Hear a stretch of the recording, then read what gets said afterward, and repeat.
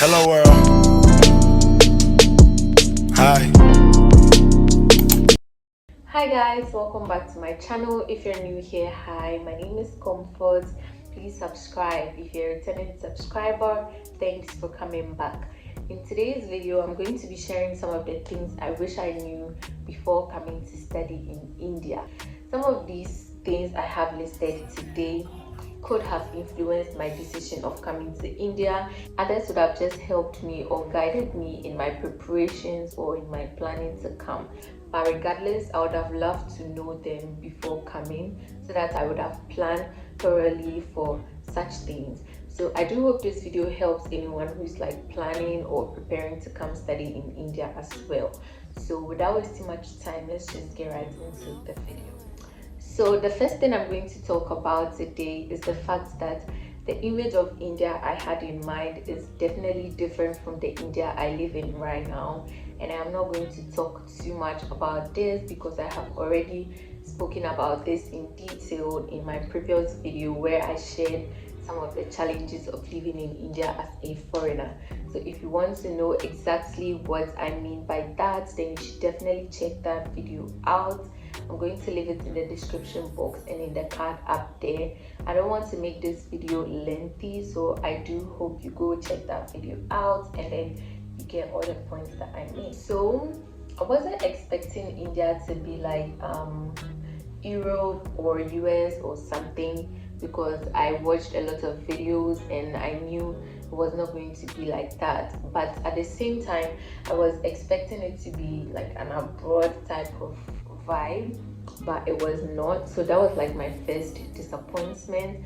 But regardless, I just came to India to come and study, and although the extra stuff would have made it more fun and interesting, it's still not something, or it's still not too much to have stopped me from coming, you understand?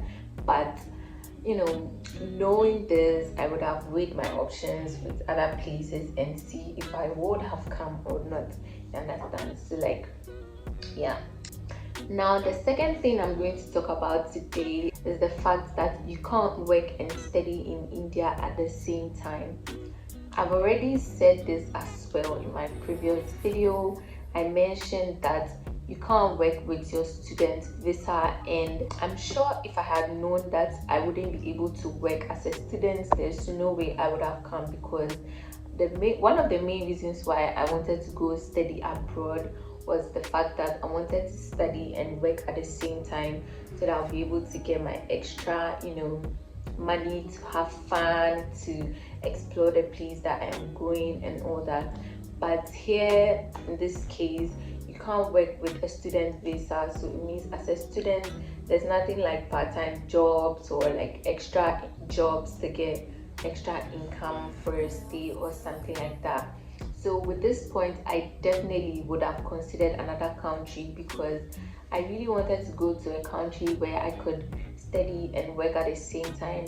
And since India doesn't provide that, it's really, sad for me. So if you are planning to come study in India, don't let anyone lie to you that if you come to India, you can work and you can study at the same time. I've heard some stories where some people were deceived by these agents and people told them they can work while studying in India, but that is not true. So please don't let anyone tell you that you can study and work in India. And one thing people should know is that study abroad is not the same for like every country. When I was coming, most of the things I did research on were like study abroad. I didn't really care the country. I was just like watching videos once it's study abroad video. That was the mistake I did. What I should have done was to like search for India in specific. If I had done that, I would definitely have known that you can't work here with a student visa. So you should be searching specifically for the country you are going to study in, so that you know if you are allowed to work there as a student. Another thing I wish I had known before coming to India is the fact that there is no dressing restriction, there is no dress code and all that.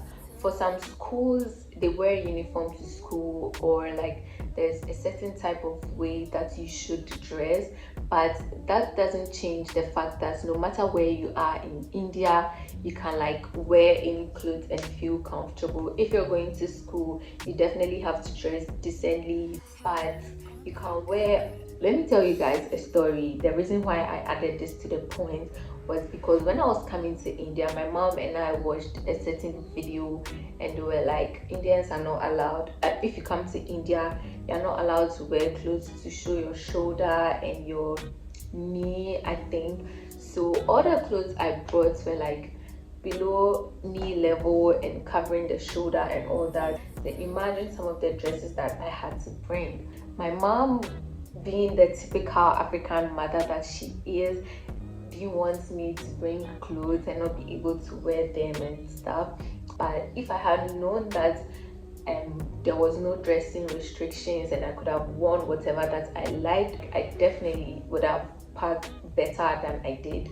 I have some of the dresses that I brought from Ghana that I have never worn before because of the way the style is, or I don't know, it's like so uncomfortable. So like if you're coming, you just have to research on the place that you're going, the weather that you're coming to, so that if it's summer you pack summer clothes, if it's winter you pack winter clothes.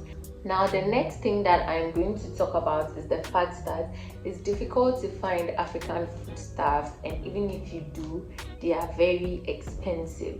If I had known this earlier before coming, I would have packed a lot of food than clothes, and I'm going to explain this in details later on in the video. But one of the points that I wish I knew before coming was like food. I watch a lot of YouTube videos, and then I see people in other countries have African markets, go buy foodstuffs and all that.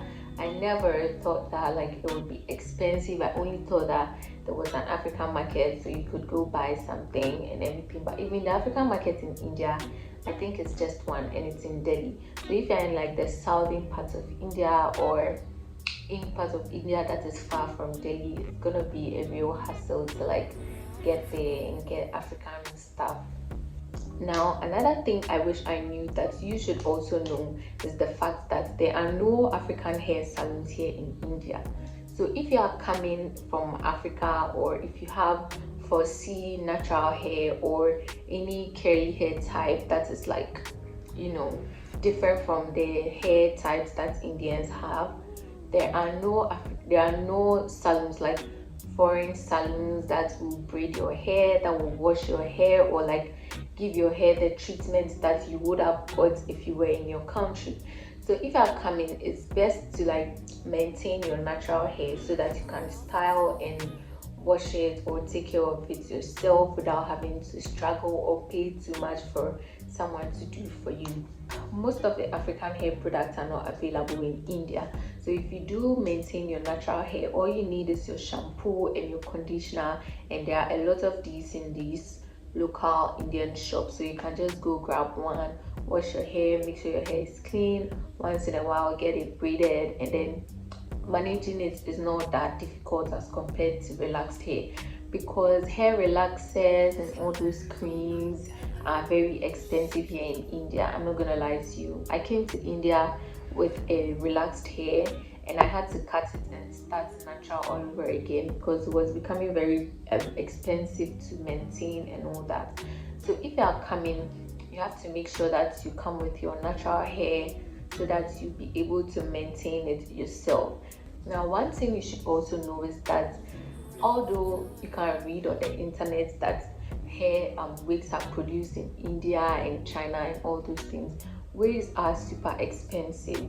When I was coming, I had this in mind that when I come to India, I'm going to get a lot of wigs to buy and all that, but so I couldn't really pack a lot of wigs, and I really regret that because ever since I came, every wig that I get is like super expensive, and if it's not expensive, the quality is not good and all that. So like if you are coming, pack a wig or two so that on days that you don't want to like braid your hair, or on days that you don't really feel like doing too much to your hair, you can just put on your wigs and you go on with your normal activities. Now the next thing is very, very important, and if I had known this, it would have really helped.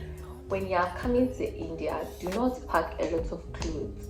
You see, I think everyone is allowed 2 bags, 23 kg each. I'm not really sure, but with the bags, make sure you pack one for like your clothes, your shoes, accessories, everything, and then pack one for food. Because if you come to India and you're an African especially, it's very difficult to like eat Indian foods for the first time. But when you pack like food and you bring not like food that are perishable, but like non-perishable foods that you can store and keep for a very long time, maybe 2 months or 3 months, just bring those foods so that when you come and as you adjust to the Indian dishes or like the Indian food thingy, then you can eat those foods that you bring for the meantime before you start eating Indian foods. When you come, you can cook your own foods, but then mind you, you can't get all the ingredients and all the food stuff that you could have got in your country to prepare your food. So when you're coming, make sure you bring foods that you can keep or store for long so that you eat those ones in the meantime whilst you like adjust to the Indian dishes as well. So I really wish I had known this. When you are coming, don't pack too much. Some of the things like clothes, honestly, you can get some of them when you come here, most of them.